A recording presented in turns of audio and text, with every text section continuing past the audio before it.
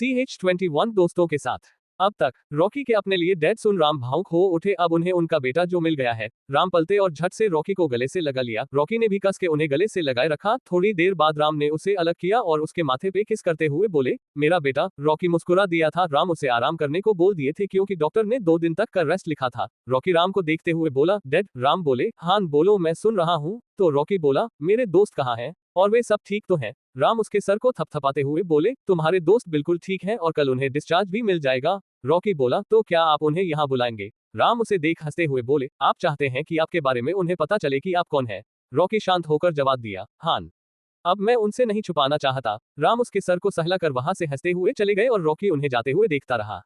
अब आगे मेंशन में एक दिन बाद शाम का टाइम था। रॉकी अपने बेड पे सोया आराम कर रहा था। अब उसे डॉक्टर ने उसके रूम में शिफ्ट कर दिया था। वही बाहर एक काली गाड़ी आकर रुकी और उसके अंदर से 3 लड़के निकले। ये थे राहुल, प्रीतम और रोहित। पहले तो इन्होंने आने से मना कर दिया था क्योंकि अभी भी डर रहे थे कि कहीं सुधीर ने तो नहीं बुलवाला और हमें फिर से टॉर्चर तो नहीं करने वाला। लेकिन जब उन्हें पता चला रॉकी भी वही है तो दिल पे हाथ रख चल दिए अपने दोस्त के पास। तीनों एक साथ अंदर आए। अंदर आते ही उन्हें लगा शायद वो स्वर्ग में आ गए हैं। चारों तरफ का नजारा उनके लिए कहीं सुकून से कहीं कम नहीं था। रॉकी इस समय भी सो रहा था। राम ऑफिस गए हुए थे। जब चारों अंदर आए तो सामने अर्चना को लिविंग के सोफे पे बैठकर टीवी देखते हुए पाया। प्रीतम अपनी आंखें चौड़ी करके पहचानने की कोशिश करने लगता है और जैसे ही उसे अर्चना पहचान में आ जाती है तो वह हिचकते हुए बोला, अर्चना तुम यहाँ? अब अर्चना ने भी तीनों को देख लिया था तो वह चाहते हुए बोली, कैसे हो भाई? प्रीतम झट से उसके बगल में बैठ गया और उसे चिढ़ाते हुए बोला, अरे फिल्मी तू यहाँ क्या कर रही है? अर्चना का मुंह बन गया था और वो चिढ़ते हुए बोली, आ गए। चिढ़ाने इतनी मार खाने के बाद आपका दिल नहीं भरा? गुस्सा आया तो रिमोट तुम्हारे सर पे दे मरूंगी। चूहे। प्रीतम रिमोटे छीनते हुए बोला, तूने मुझे चूहा कहा? रुक जा फिल्मी, तुझे बताता हूँ। इतना बोल प्रीतम पिलो उठाया ही था कि तभी सुमित्रा जी आ गई और वह गुस्सा करते हुए बोली, बस करो तुम, जहां देखो लड़ते रहते हो। प्रीतम शांत हो गया और चुपचाप शांत बच्चे की तरह बैठ गया था। राहुल और रोहित भी आ बैठे थे प्रीतम के बगल में। सुमित्रा जी तीनों से एक साथ सवाल करती हैं, तुम सब ठीक तो हो? राहुल बोला, जी आंटी, एवरीथिंग ओके। सुमित्रा जी फिर से बोली, तुम सब ने खाना खाया? तीनों एक साथ नामे सर हिलाते हैं। तो सुमित्रा जी सेफ को खाना बनाने को बोलती हैं। सेफ के जाने के बाद प्रीतम के मन में जो चल रहा था या कहे तीनों के मन में जो चल रहा था वो पूछ ही लेते हैं। आंटी एक बात पूछूं? सुमित्रा जी हाँ में अपना गर्दन हिलती हैं। कहीं ना कहीं उन्हें भी पता था कि इनके सवाल क्या होने वाले हैं। प्रीतम कुछ पूछता उससे पहले ही रॉकी व्हीलचेयर पे बैठा नीचे आ गया था। सुमित्रा जी हंसते हुए बोली, आ गया? अब तो पूछना है, इसी से पूछ लो, मुझे थोड़ा काम है। सुमित्रा जी थोड़ा स्पेस देना चाहती थी तो उन्हें जाना ही सही लगा था। तीनों उठे और रॉकी के पास आए। राहुल चौंकते हुए बोला, तुझे इतनी चोट लगी है, काश थोड़ा और मरता। रॉकी उसके सर पे ताफली मारते हुए बोला, तू क्या चाहता? मुझे और चोट लगे? वैसे भी तुम सब के चक्कर में मुझे लगी थी, नहीं तो मैं क्यों जाता? राहुल आंखें छोटी करते हुए बोला, हान हान बस कर, अब चल रहने दे और ये बता कैसा है तू? रॉकी बोला, बस सही सलामत, और तुम सब? बस इतना बोलना था कि तीनों रॉकी के गले लग थे। तीनों भावुक हो उठे थे। मैं उसे छोड़ूंगा नहीं, रोहित गुस्से में बोला था। प्रीतम उसे शांत करते हुए बोला, मेरे शेर दिल वाले बिल्ले, अब रहने दे, जो करेंगे हम साथ मिलकर करेंगे। रोहित बोला, मेरी बेइज्जती ही करनी थी तो सीधे कर देता, ऐसे बोलने का क्या मतलब? जब दोनों फिर से आपस में लड़ने लगे तो रॉकी बोला, अरे यार अब बस भी करो तुम दोनों, जहां देखो बिल्ली की तरह लड़ना चालू कर देते हो। रॉकी के बाद से दोनों शांत हुए और तीनों सोफे पे आ बैठे थे। तीनों बैठने के बाद रॉक बड़ी ई को घूर कर देखने लगे। रॉकी समझ गया कि ये ऐसे क्यों कर रहे हैं तो रॉकी हंसते हुए बोला, अब ऐसे देखना बंद करो, मुझे मैं बताता हूँ सब। फिर रॉकी उन्हें सब बता दिया था, कैसे वो अपने पिता से मिला और किस तरह यहाँ तक आया। रॉकी से ये सुन चारों की आंखें बड़ी बड़ी हो गई थी। रोहित रॉकी को देखते हुए बोला, रातों रात जैकपॉट। तो प्रीतम बोला, राम सिंघानिया तेरे डैड हैं? बाप रे, वो तो नेक्स्ट लेवल के बिजनेसमैन है, उनसे तो कोई टक्कर नहीं ले सकता। थोड़ी देर ऐसे हो बातें करते रहे, तभी रोहित हंसने लगा था। उसे हंसता देख प्रीतम बोला, अब तुझे क्या, तू क्यों जोनी लीवर बन रहा है? रोहित अपनी हंसी रोकते हुए बोला, मैं तो नताशा के बारे में सोच रहा हूँ। घमंडी ने तो अपने घमंड के चक्कर में रॉकी को छोड़ दिया था, अब जब उसे पता चलेगा तो उसके रिएक्शन को याद करके हंस रहा हूँ। ये सुन के रॉकी का चेहरा उतर सा गया, जिसे तीनों ने देख लिया था।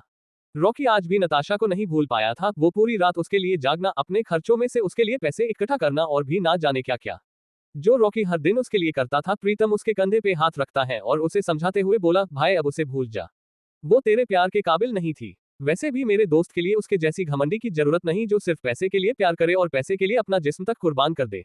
ये कोई प्यार है? फिर आगे गुस्से में बोला, तुझे तो उसने कभी किस भी नहीं दिया और सुधीर के साथ कई बार होटल गई और तू उसके लिए परेशान हो रहा है। रॉकी उसके हाथ पकड़ता है और बोला, नहीं यार, मुझे अब उससे क्या लेना देना, लेकिन दिल के करीब थी इसलिए। रॉकी इतना ही बोला, फिर शांत हो गया। राहुल सबका मूड ठीक करने के लिए बात को घुमाते हुए बोला, अच्छा ये तो बता, तुझे अब कैसी लड़की चाहिए? रॉकी शर्माने लगा था तो राहुल हंसते हुए बोला, देख देख शर्मा रहा है, मुझे पता था, चल अब बता भी दे। रॉकी हंसते हुए बोला, मुझे नहीं पता, ऐसे ही बातें होती रही। तभी सुमित्रा जी आए और बोली, खाना लग गया है, अब चलो खाना खा लो सब, उसके बाद बातें करते रहना। रॉकी बोला, ठीक है माँ। चारों खाना खाने के लिए डाइनिंग टेबल पे आ गए थे। डाइनिंग टेबल पे एक साथ 50 लोग बैठकर खाना खा सकते थे। तीनों हैरानी से सब देख रहे थे। खाने में हर एक डिश राखी हुई थी, दाल मखनी से लेकर शुद्ध शाकाहारी और मटन ग्रेवी से लेकर शुद्ध मांसाहारी। उसके बाद स्वीट को देखकर तो क्या ही कहने, तीनों के मुंह से लार टपकने लगे। तीनों ने सुमित्रा जी की तरफ देखा तो सुमित्रा जी ने खाने को बोला, बस क्या था, तीनों भूखे बिल्ले की तरह झपट पड़े खाने पे, कभी कुछ उठा के खाते तो कभी कुछ। रॉकी उन्हें समझाते हुए बोला, अरे आराम से खाओ यार, खाना कम नहीं हो जाएगा। रॉकी के बात पे बिना ध्यान दिए खाते रहे। तीनों ने थोड़ी देर में खाना खत्म किया और सब पेट पकड़कर सोफे पे बैठ गए। राहुल अपना पेट पके ही बोला, ज्यादा खाना हो गया। रॉकी उन्हें डांटते हुए बोला, मैंने बोला था, मेरी सुनता ही कौन है। ऐसे ही बातें करते करते तीनों आराम करने लगे। तभी गेट से गाड़ियों की हॉर्न सुने देने लगी। जन राहुल, रोहित और प्रीतम ने हॉर्न सुना तो सीधे होकर बैठ गए। रॉकी सामने देखते हुए बोला, डैड आ गए। तीनों एक साथ बोले, तेरे डैड यानी राम सिंघानिया। CH22 राम सिंघानिया और सामने 4 यार। अब तक खाने में हर एक डिश राखी हुई थी, दाल मखनी से लेकर शुद्ध शाकाहारी और मटन ग्रेवी से लेकर शुद्ध मांसाहारी। उसके बाद स्वीट को देखकर तो क्या ही कहने, तीनों के मुंह से लार टपकने लगे। तीनों ने सुमित्रा जी की तरफ देखा तो सुमित्रा जी ने खाने को बोला, बस क्या था, तीनों भूखे बिल्ले की तरह झपट पड़े खाने पे, कभी कुछ उठा के खाते तो कभी कुछ। रॉकी उन्हें समझाते हुए बोला, अरे आराम से खाओ यार, खाना कम नहीं हो जाएगा। रॉकी के बात पे बिना ध्यान दिए खाते रहे। तीनों ने थोड़ी देर में खाना खत्म किया और सब पेट पकड़कर सोफे पे बैठ गए। राहुल अपना पेट पके ही बोला, ज्यादा खाना हो गया। रॉकी उन्हें डांटते हुए बोला, मैंने बोला था, मेरी सुनता ही कौन है। ऐसे ही बातें करते करते तीनों आराम करने लगे। तभी गेट से गाड़ियों की हॉर्न सुने देने लगी। जन राहुल, रोहित और प्रीतम ने हॉर्न सुना तो सीधे होकर बैठ गए। रॉकी सामने देखते हुए बोला, डैड आ गए। तीनों एक साथ बोले, तेरे डैड यानी राम सिंघानिया। अब आगे राहुल, रोहित और प्रीतम आज पहली बार राम सिंघानिया को सामने से देखने वाले थे। ये पहली बार था जब इन तीनों के लिए एक देश के बड़े बिजनेसमैन से मिलना। ये तो सुमनों में ही हो सकता था, लेकिन इन्हें क्या पता, इनके साथ ही एक और बिजनेसमैन बैठा है, वही रॉकी, फ्यूचर वाला बिजनेसमैन। जैसे ही राम दरवाजे से अंदर दाखिल हुए तो राहुल, रोहित और प्रीतम अपने आप ही खड़े हो गए। देख के ही बताया जा सकता था कि तीनों की पतलून टाइट हो गई है। राम सिंघानिया को देख के पैर कांप रहे थे और ये सब देख के रॉकी मंद मंद मुस्कुरा रहा था। राम सिंघानिया आया और सोफे भी बैठ गए थे, लेकिन ये तीनों खड़े थे, डर के कारण बैठना भी भूल आए थे। जब राम ने उन्हें खड़े देखा तो वो अपनी रोवाबदर आवाज में बैठने को बोले, सिट हियर। इतना सुनते ही तीनों जल्दी से बैठ गए। राम ने तीनों को गौर से देखा और रॉकी से बोले, रॉकी बेटा, यही है तुम्हारे दोस्त। रॉकी जवाब देता है, जी डैड। राम ने अपने चिन्ह पे हाथ रखते हुए बोले, हम मम। इसके बाद राम फिर से उन्हें देखने लगे। जब तीनों ने उन्हें देखता पाया तो डर से तनिनों के पसीने छूटने लगे थे। ऑब्वियसली ये लाजमी था, कोई भी अपने सामने राम सिंघानिया को देख के डर जाते थे। राम ने सवाल किया, तो आप लोगों का ग्रुप है? ये राम ने मजाकिया लहजे में बोला था। प्रीतम जल्दी से सीधे बैठा और हकलाते हुए बोला, ना नहीं नहीं अंकल, हमारा कोई ग्रुप नहीं है। तो राम सीधे सपाट लहजे में बोले, क्यों? तो ये बैंड बाजा बारात वाला ग्रुप किसका है? तीनों ने ये जब सुना तो डर से कांपने लगे। ये बात तो रॉकी को भी अभी तक नहीं बताया था, तो फिर इन्हें कैसे पता चला? प्रीतम सफाई देते हुए बोला, ओ तो हमने, ओ अंकल। इतना बोला ही था कि राम उससे बीच में टोकते हुए बोले, बस करो तुम, चोच तो खुलती नहीं और नाम अजीबो करीब रखते हो तुम सब। ये कौन सा नाम है? बैंड बाजा बारात। राम फिर आगे बोलना जारी करते हैं, जब तुम सब बिना इनविटेशन के शादियों में जाते हो तो तुम सब ने सोचा क्यों ना एक नाम रख, और नाम रखा भी तो ये अपने जैसा भुक्कड़। राम एक सांस लेते हैं, तब तक कॉफी आ गई थी। इधर ये सब सुन के तीनों का मुंह लटक गया था और सामने रॉकी और अर्चना की हंसी नहीं रुक रही थी। राम ने इतना तो समझ गए थे कि रॉकी के लिए इनसे अच्छा दोस्त नहीं मिल सकता था। हर परिस्थिति में खड़े रहे थे तीनों रॉकी के साथ। भले ही इनका दिमाग अभी बच्चों जैसा है, लेकिन रॉकी के चेहरे पे जो हंसी है उसका कारण यही दोस्त है। राम ने अब तक तीनों की कुंडली अच्छे से खंगाल लिया था और उसमें उन्हें कोई गड़बड़ नहीं दिखी थी। राहुल रॉकी की तरफ हुए बोला, रॉकी तुम्हें कॉलेज कब से आना? राहुल बात को घूमना चाहता था, इसलिए उसने टॉपिक को चेंज कर दिया था। रॉकी कुछ बोलता उससे पहले ही राम बोले, अभी नहीं जाएगा और तुम सब भी नहीं जाने वाले हो। मैंने तुम सब के लिए लीव लिया है, इसलिए अब तुम सब अगले वीक से कॉलेज जाओगे और तब तक तुम सब ठीक भी हो जाओगे। राम की बात को सुनकर किसी ने भी आनाकानी नहीं किया और अच्छे बच्चे की तरह मान गए। प्रीतम धीरे से बोला, अब हमें जाना चाहिए। तो राम बोले, ठीक है, लेकिन हमारा ड्राइवर जाएगा तुम्हें छोड़ने और अगले वीक से रॉकी भी ज्वाइन कर लेगा तुम सबको। फिर आगे हंसते हुए बोले, तुम्हारे ग्रुप को बैंड बाजा बारात वाली ग्रुप। अब राम भी खुद को हंसने से रोक नहीं पा रहे थे। राहुल, रोहित और प्रीतम अपना सर नीचे गाड़े अपनी हंसी रोकने की कोशिश कर रहे थे। ये तो मजाक मजाक में ग्रुप बना दिया था, लेकिन उन्हें क्या पता कि यही ग्रुप एक दिन इनके मजाक का पात्र बन जाएगा। तीनों खड़े हुए और रॉकी को गले से ले गया और राम को प्रणाम कर बाहर जल्दी से भागे। इनकी जल्दी देख राम बोले, आराम से जाओ। लेकिन ये सुने तब ना, इन्हें तो बाहर जाने के बाद ही चैन आने वाला था। बाहर आने के बाद तीनों पेट पकड़कर हंसने लगे, फिर शांत हुए और गाड़ी में बैठ गए और बैठे ही ड्राइवर से बोले, हमें हॉस्टल से थोड़ी दूरी पर ही छोड़ दीजिएगा, नहीं तो हॉस्टल में हमारा रहना मुश्किल हो जाएगा। ड्राइवर ने हाँ में सर हिलाया और गाड़ी हॉस्टल के रास्ते पे दौड़ा दिया।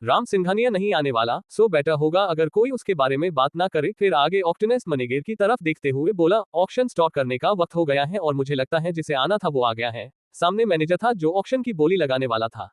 मैनेजर जानता था अगर राम सिंघानिया नहीं आया तो आज ऑक्शन की बोली फीकी हो जाएगी। अगर बड़ा जंग जीतना है तो चूहों की फौज नहीं चाहिए और ना ही उनसे जंग जीती जा सकती है। और यहाँ ऑक्शन में भी भले ही बिजनेसमैन थे लेकिन उनमें ये बात नहीं थी जो राम सिंघानिया में थी। राम सिंघानिया खुद में एक ब्रांड है जिसे ना कोई भूल सकता है और ना ही कोई भूल पाएगा। ऑक्शन का समय निकला जा रहा था और ऑक्टेनस मैनेजर का दिल भी बैठा जा रहा था। उसे दिल के किसी कोने में उम्मीद थी कि राम सिंघानिया आएगा। मैनेजर ने अंदर से एक लंबी सांस भरी और माइक पकड़कर बोलना स्टार्ट किया, हेलो हेलो, आप सबका धन्यवाद ऑक्शन में आने के लिए और मैं आशा करता हूं कि आप सब दिल खोलकर बोली लगाएंगे क्योंकि प्रोजेक्ट 600 करोड़ का है और उसका नेट प्रॉफिट 1500 करोड़ से भी ज्यादा होने वाला है। फिर आग एक स्टेटमेंट के साथ बोला, सो आर यू एक्साइटेड? या ऑफ कोर्स आप एक्साइटेड ही होने, इतना बड़ा फायदा जो होने वाला है। इतना बोलने के बाद मैनेजर ने कुछ इशारा किया। सामने से इशारा पते ही कुछ लोगों ने वहां काला बैग ले आए और उसे खोला जिसमें प्रोजेक्ट का ओरिजिनल कॉपी रखी थी और जो ऑक्शन जीतेगा वही इस पे साइन करेगा और प्रोजेक्ट उसका। मैनेजर ने एक्साइटेड में बोला, मैं बोली स्टार्ट करता हूं, पहली बोली लगेगी 650 करोड़ से। इसके बाद मैनेजर ने बोलना स्टार्ट किया, 650 करोड़ 1, 650 करोड़ 2, 3 बोलने ही वाला था कोई एक खड़ा हुआ और बोला 660 करोड़। मैनेजर के चेहरे पे स्माइल आ गई, बोली फीसे लगने लगी।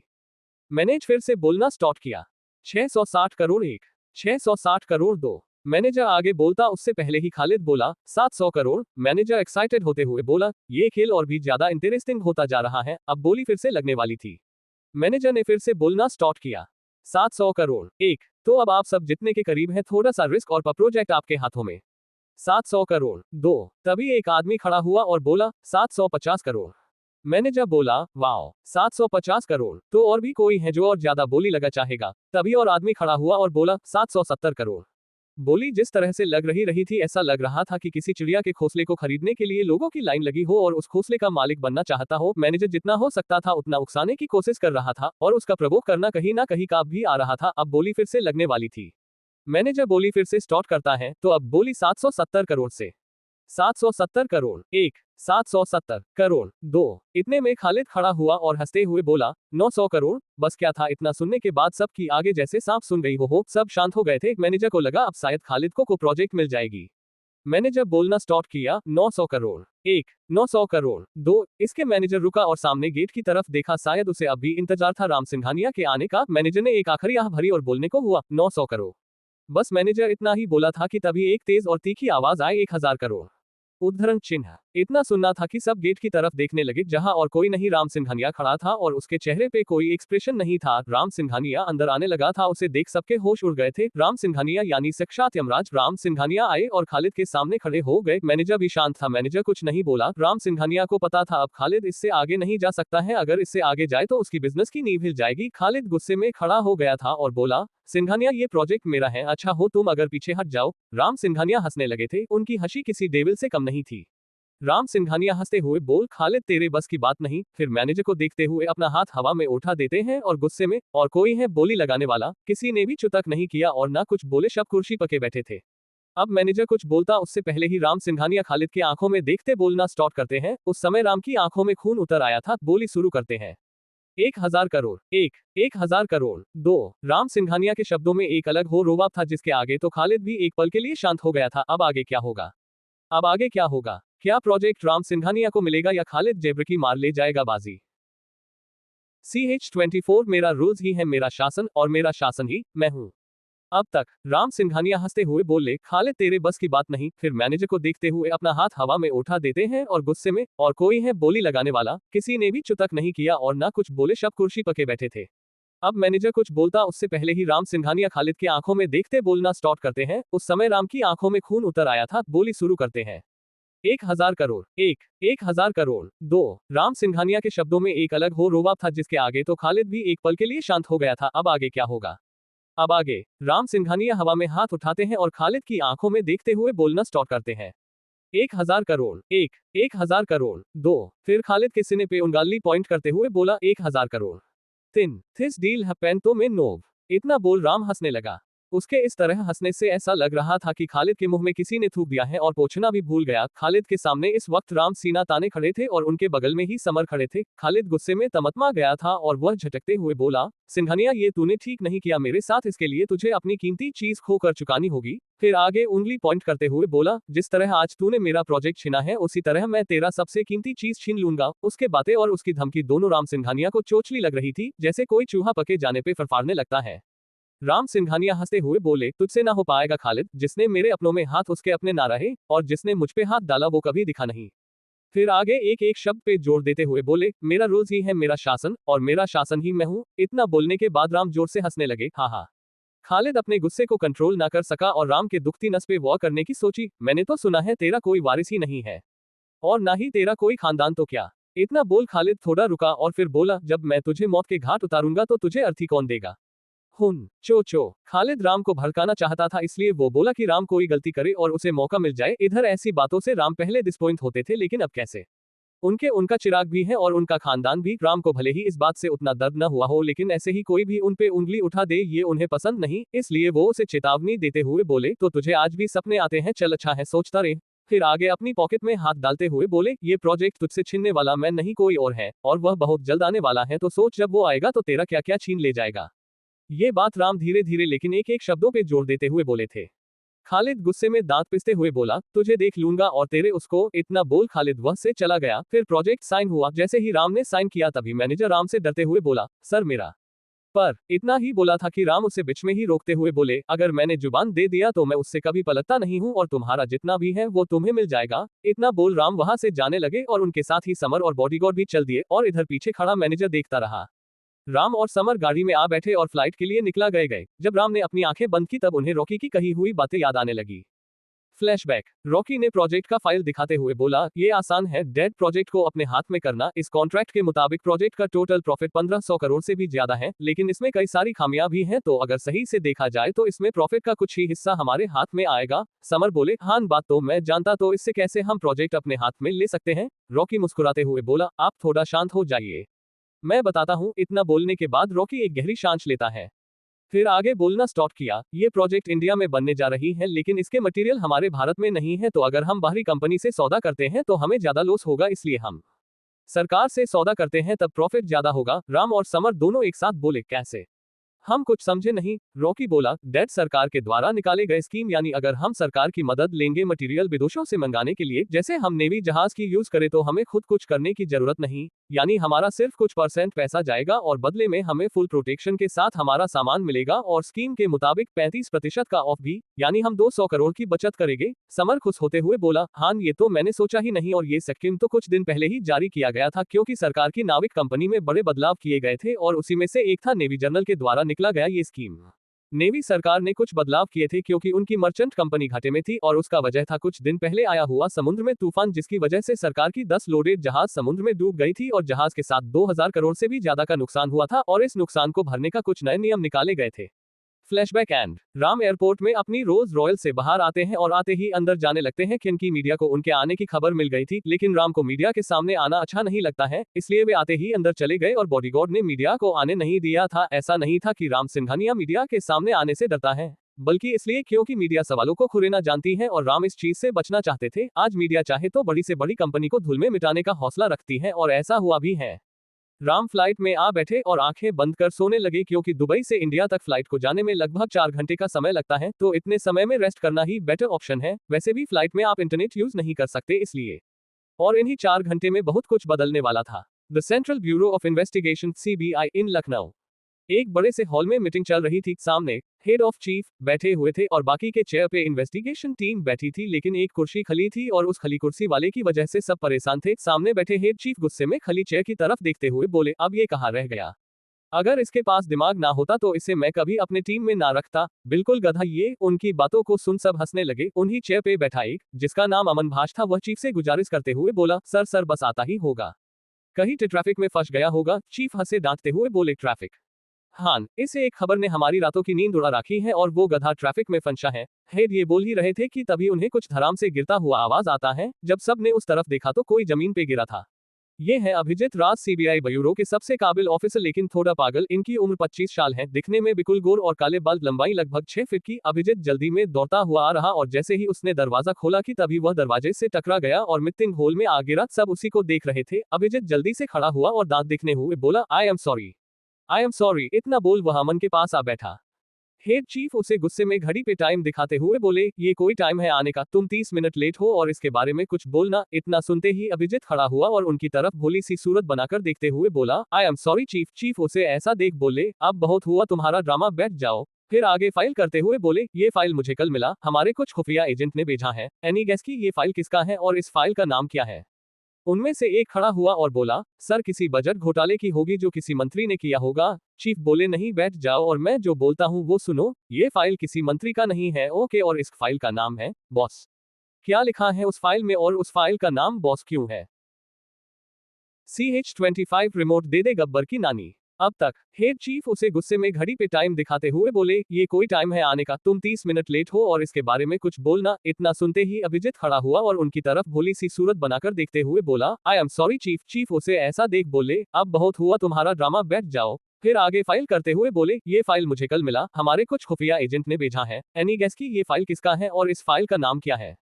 उनमें से एक खड़ा हुआ और बोला, सर किसी बजट घोटाले की होगी जो किसी मंत्री ने किया होगा। चीफ बोले, नहीं, बैठ जाओ और मैं जो बोलता हूँ वो सुनो। ये फाइल किसी मंत्री का नहीं है, ओके, और इस फाइल का नाम है बॉस। अब आगे राम सिंघानिया ने अंडरवर्ल्ड को एक नए मुकाम पे ले गए थे और उस अंडरवर्ल्ड का किंग राम सिंघानिया खुद थे। इसकी जानकारी सिर्फ कुछ ही लोगों को थी। राम सिंघानिया खुद को मानो जैसे गायब कर रखा था। अंडरवर्ल्ड के बॉस की कुर्सी हमेशा ही खाली रहती थी और अंडरवर्ल्ड के एजेंट को चिट्ठी के द्वारा संदेश भेजा जाता था। लेटर का भी कोई नाम नहीं होता था, कहां से आया और किसने भेजा ये कोई नहीं जानता था। इसी वजह से आज तक सीबीआई भी पता नहीं कर पाई थी कि इस अंडरवर्ल्ड का किंग कौन है। लेकिन इस बार सीबीआई को कुछ ऐसा हाथ लगा था जिसे वो ना तो नजरअंदाज कर सकते थे और ना ही कर पाएंगे। फाइल का नाम था बॉस, जिसे राम सिंघानिया के राज्य यानी अंडरवर्ल्ड के अंदर पल रहे सांप ने लिख कर दिया था और उस फाइल के अंदर वो लिखा था जिसे सुनकर सबके होश उड़ गए थे। चीफ फाइल को टेबल पे पटकते हुए बोले, हमें सीबीआई बंद कर देनी चाहिए और चुल्लू भर पानी में डूब मरना चाहिए। आज तक हम बॉस का पता भी ना लगा पाए। फिर एक गहरी सांस लेते हुए बोले, और आज खबर लीक होती है, बॉस बदलने वाला है। चीफ कुछ समझ ही नहीं पा रहे थे। क्या ये सोचकर खुशी मनाए कि कम से कम कुछ तो खबर मिली, या फिर ये सोचकर अपना दुख निकाले कि हमारी टीम से कुछ घंटा भी ना उखड़ा और उनके नाक के नीचे ये सब होता रहा। उन्हें खुद पे सीबीआई का हेड होने पर घिन आ रही थी। चीफ मायूस होते हुए बोले, क्या कोई नहीं है जो इस पहेली को सुलझा सकता है? चीफ के आंखों में चमक थी कि कोई तो हाँ बोले, लेकिन किसी ने भी आगे आना जरूरी नहीं समझा। दरअसल आज तक जिसने भी राम के अंडरवर्ल्ड के बॉस होने का पता लगाया था, उनके पता लगाने से पहले ही राम सिंघानिया ने उन्हें गायब कर दिया था, जिसको वजह से कोई भी ये रिस्क लेना नहीं चाहता था। यहाँ इतनी गंभीर बातों पर मीटिंग चल रही थी और अभिजीत अपनी चेयर पे बैठा सो रहा था। अमन ने कितनी बार उठाने की कोशिश करी थी, लेकिन वह था कि घोड़े बेचकर सो रहा था। जैसे ही चीफ की नजर उस पे गई तो वे गुस्से में तमतमा उठे। उन्होंने अपनी मुट्ठी कसली और एक जोरदार पंच दे मारा टेबल पे। जिस तरह उन्होंने गुस्से में टेबल पे मुक्का मारा था, पूरा का पूरा टेबल हिल उठा।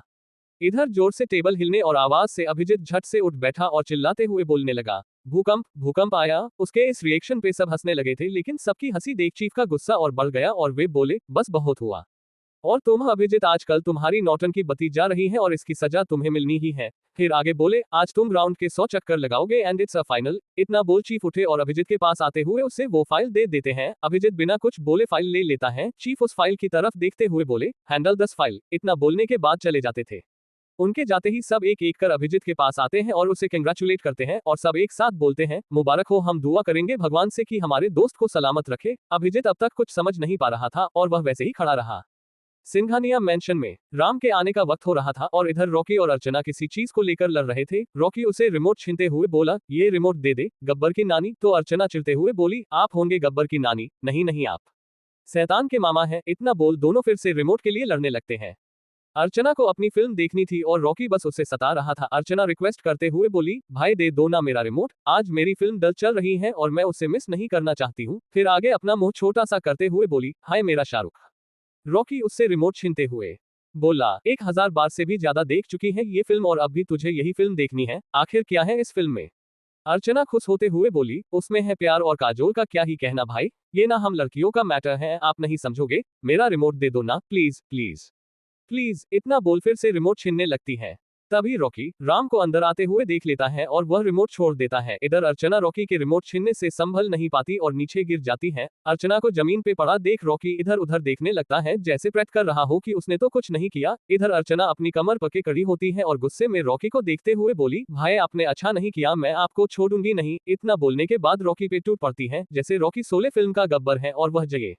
तभी राम जो पीछे से ही ये सब देख रहे थे वे चिल्लाते हुए बोले, अंडरस्को क्या चल रहा है, ये सब कबाड़ खाना बना रखा है आप दोनों ने। रॉकी कुछ बोलता उससे पहले ही अर्चना बोली, डैड वो मैं नहीं, भाई हैं जो मुझसे लड़ रहे हैं। इतना बोल वह राम के गले से लग जाती है। राम अपना गुस्सा भूलकर उसके सर को सहलाने लगते हैं और रॉकी को डांटते हुए बोले, आप बड़े भाई हैं और आपका फर्ज होता है अपनी बहन को खुश रखना, ना कि उसे परेशान करना। रॉकी अपना सिर नीचे गाड़े मन में ही कहता है, गब्बर की नानी तुझे तो बाद में देखता हूँ। फिर राम को देखते हुए बोला, सॉरी डैड, ये सब समर देख रहा था और उसे अपने बॉस के लिए खुशी हो रही थी, आज उनके पास उनका अपना फैमिली है।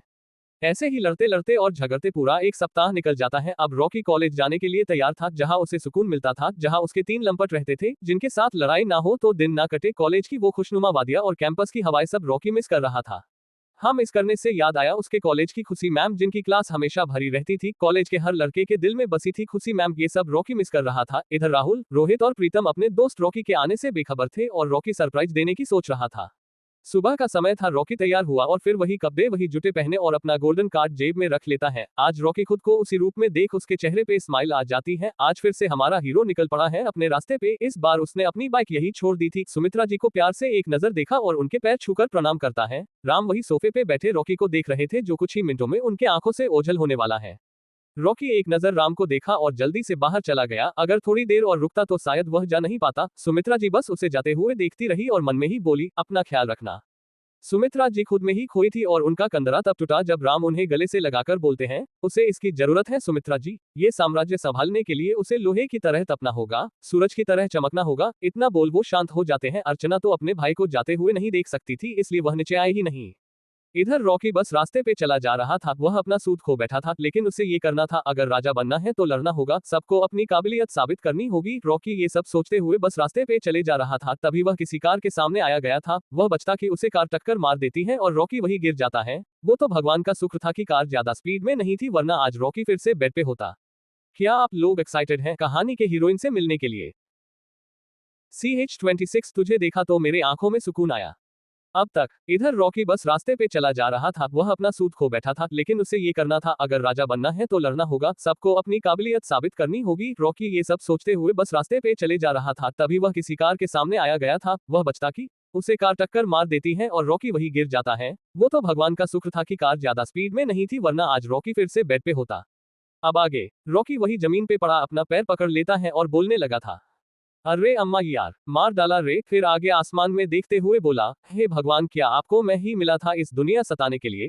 आज ही तो ठीक होकर आया हूँ। तभी जो आसमान साफ था वो एकदम से नीला सा हो गया था, जैसे भगवान कह रहे हैं, तथास्तु।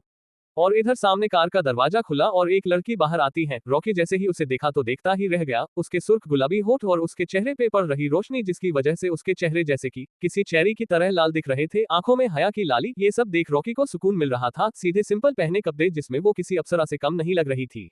तभी उसके बगल वाली डोर खुलता और उसमें से 3 लड़कियां बाहर निकलती हैं। निकलते ही डर से तीनों सामने आकर खड़ी हो जाती हैं और उसमें से एक लड़की बोली, यार सनाया, ये क्या कर दिया तूने, अब हम क्या करेंगे? वह लड़की डरते हुए बोली थी, ये है सनाया गिल, जो सिंपल रहना पसंद करती हैं। गिल.in टेक्सटाइल कंपनी के CEO की बेटी। इनकी उम्र 19 साल है, खूबसूरत इतनी कि कोई देखे तो देखता ही रह जाए। सनाया सामने खड़ी लड़की जिसका नाम मीना था अपनी दोनों हाथ मसलते हुए बोली, यार मीना, अब मैं क्या करूं, प्लीज बचा ले मुझे। तो मीना उसे जवाब देती है, हाँ तो तुझे किसने कहा था रोड पे ड्राइविंग सीखने के लिए? खुद तो डूबी, हमें भी ले डूबी। रॉकी इन सब की आपस की बातें सुन रहा था। ये देखकर उसे आश्चर्य होने लगा था कि सामने कोई दर्द से कराह रहा है और इनको अपनी डिस्कशन की पड़ी है। वाह रे दुनिया। पूर्ण विराम। रॉकी समझ रहा था कि इन्हें डर लगने लगा है। उनके कांपते पैर रॉकी साफ साफ देख पा रहा था। रॉकी अपना सर झटका और लंगड़ाते हुए खड़ा हो गया। सनाया जल्दी से उसके पास आए और उससे डरते हुए पूछने लगी, are you fine? Sanaya Rocky को ठीक से देखकर चेक कर लेना चाहती थी कि कहीं उसे ज्यादा चोट तो नहीं आई है ना।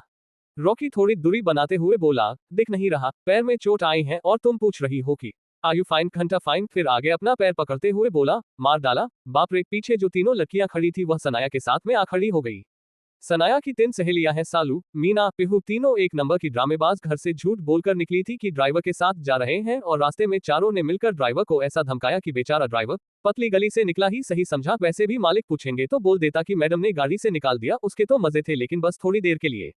जब तीनों ने देखा कि रॉकी को सच में चोट आई है तो सालू उस पे चिढ़ते हुए बोली, हान तो तुम्हें किसने बोला था ऐसे आवारों की तरह रोड पे चलने के लिए? रॉकी की आंखें फैल गई ये सुनकर और वह चिढ़ते हुए बोला, मैं आवारा? हेलो मैडम, मैं सीधे साढ़े घर से आता हूँ और हान मैं रोड पे नहीं बल्कि फुटपाथ पे चल रहा था। जब रॉकी ने ये कहा तब जाकर चारों ने देखा और तब जाकर उन्हें यकीन हुआ कि वो सच में फुटपाथ पे खड़ी थी और ये देख चारों झेप गई। आखिर में सनाया बोली, आई एम सॉरी, मुझे ड्राइविंग नहीं आती तो मैं। मुझसे? रॉकी चिल्लाते हुए बोला, क्या मैं मुझसे? बाप रे, ये तो आज मुझे मार ही डालती। अच्छा हुआ मैंने खुद को बचा लिया था। फिर भगवान से प्रे करते हुए बोला, तेरा लाख लाख शुक्र है भगवान। रॉकी अब बस खुद को कोस रहा था कहां से वो आज यह इस रास्ते से आया और ये सब हो गया। सनाया उससे दोबारा माफी मांगते हुए बोली, आई एम सॉरी। ये बोलते ही सनाया का मुंह छोटा हो गया था और बिल्कुल लाल, जो एक छोटे से बच्चे का हो जाता है। रॉकी जब उसे ऐसा देखा तो वह उसे देखता ही रह गया। रॉकी की नजरें ना चाहते हुए भी बार बार उसी पे जा टिकती थी। रॉकी तो अपना होश ही खो बैठा था। उसका होश तब टूटा जब सालू ने उसके सामने अपना हाथ हिलाते हुए बोली, हे यो कहाँ खो गए? मेरी दोस्त ने कुछ बोला तुमसे? ये सुनते ही रॉकी होश में आया और हड़बड़ाते हुए बोला, हाँ।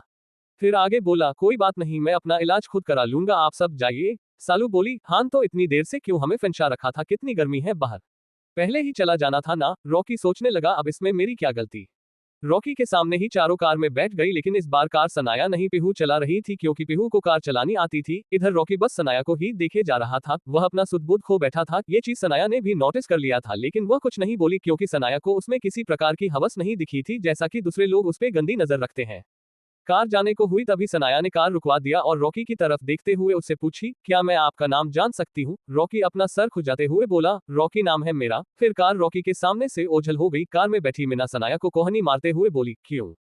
उस पे तेरा दिल आ गया क्या, जो तूने उसका नाम ही पूछ लिया? फिर आगे नाटक करते हुए बोली, अरे यार उसका नंबर ही मांग लेती। सनाया उसे मारते हुए बोली, बस कर अब तू नाटक करना, मुझे बस उसकी इंटेंशन अच्छी लगी थी इसलिए। और देखा नहीं उसने बिना कुछ बोले ही छोड़ दिया, अगर कोई और होता तो हमसे पैसे अटता। मीना बोली, हान ये बात तो तूने सही बोली, बंदा सीधा तो था। फिर मजाक करते हुए बोली, क्यों मैं ठीक कह रही हूँ ना? सनाया झेपते हुए बोली, अब बस कर और घर चल, पता नहीं ड्राइवर कब का घर पहुंच गया होगा और उसने डैड से क्या क्या कहा होगा कौन जाने। जब सनाया ने तीनों को ये बात तीनों को याद दिलाई तब तीनों एक साथ बोली, तेरे डैड हमें छोड़ेंगे नहीं। फिर से चारों की आपस में बहस चलने लगी। इधर रॉकी हॉस्टल पहुंच गया था, उसे आज अपने दोस्तों से मिले कई दिन हो गए थे। रॉकी ने जल्दी से दरवाजा खोला और बोला, सरप्रा। इतना ही बोला था कि आगे के शब्द उसके मुंह में ही रह गए थे। सामने राहुल, रोहित और प्रीतम तीनों साले घोड़े बेचकर सो रहे थे। उन्हें दुनिया से कोई मतलब नहीं था। रॉकी के जोर से दरवाजा खोलने पर भी ये तीनों उठे नहीं थे। इनके कानों में जू तक नहीं रेंगी तो रॉकी के कुछ बोलने का क्या असर होता। रॉकी अपना बैग रखा और बाहर से के बाल्टी भर पानी ले आया। रॉकी मन में ही बोला, मेरे दोस्तों आज की सुबह मेरे साथ डूब मरो सब गधों। फिर पूरा बाल्टी पानी उनके ऊपर फेंकते हुए बोला, सरप्राइज। तीनों झट से उठे और भागने लगे थे। प्रीतम चिल्लाते हुए बोला, बाढ़ आया, भागो भागो। तीनों भागने को हुए तभी रॉकी बाल्टी पटकते हुए बोला, अंडरस्को अंडरस्को अंडरस्को, बाढ़ आया तुम सब के सपने में गधों। कॉलेज का टाइम हुए जा रहा है और इधर है कि सोने से फुर्सत नहीं। जब तीनों ने रॉकी की आवाज सुनी तब जाकर वे शांत हुए। रॉकी गुस्सा करते हुए बोला, कमीनों मैं इतने दिनों बाद आया हूं और तुम सब ने मुझे गले लगाना भी सही नहीं समझा। ये सुनने के बाद तीनों एक दूसरे का शकल देखने लगे और एक साथ बोले, हमला। तीनों एक साथ रॉकी पे टूट पड़े थे किसी दुश्मन की तरह। रॉकी बचते हुए बोला, नहीं मुझसे दूर रहो तुम सब। रॉकी के बातों को काटते हुए बोला, क्यों तुझे ही तो गले लगना था ना। रॉकी आगे आगे और तीनों पीछे से उसे पकड़ने की कोशिश में भागे जा रहे थे। वैसे भी रॉकी कब तक भागता। तीनों ने मिलकर उसे पकड़ा और बेड पे फेंकते हुए उस पे चढ़ गए। तीनों ने तकिया उठाया और युद्ध का आगाज करते हुए बोले, पिलो फाइट स्टार्ट हो। आक्रमण। चारों किसी बच्चे की तरह लड़ने लगे। ये उनका अपना स्टीले था लड़ने और मिलने का। इधर कॉलेज में कई गाड़ियां एक साथ रुकी। काली गाड़ी और उस पे लगा टैग ये साफ साफ बता रहा था कि ये जो भी है कोई बड़ी हस्ती है। सुधीर अब आउट ऑफ इंडिया चला गया था और नताशा आज फिर से अकेली। उसके बीएफ का कोई अता पता नहीं था। लिल्ली अपनी दोस्त नताशा की चापलूसी करने में आज भी 2 कदम आगे थी। जैसे ही गाड़ी रुकी तो उसमें से पहले कुछ बॉडीगार्ड निकले। उनमें से एक बॉडीगार्ड ने जाकर गाड़ी को ओपन किया। ओपन होते ही उसमें से एक लड़का अपने आंखों पे चश्मा लगाए बाहर निकला। उसकी काली आंखें और जम वाली बॉडी कहर ढा रही थी। लड़ियां तो बस उसे ही देखे ही जा रही थी। CH27 Lions Team vs Tiger Team।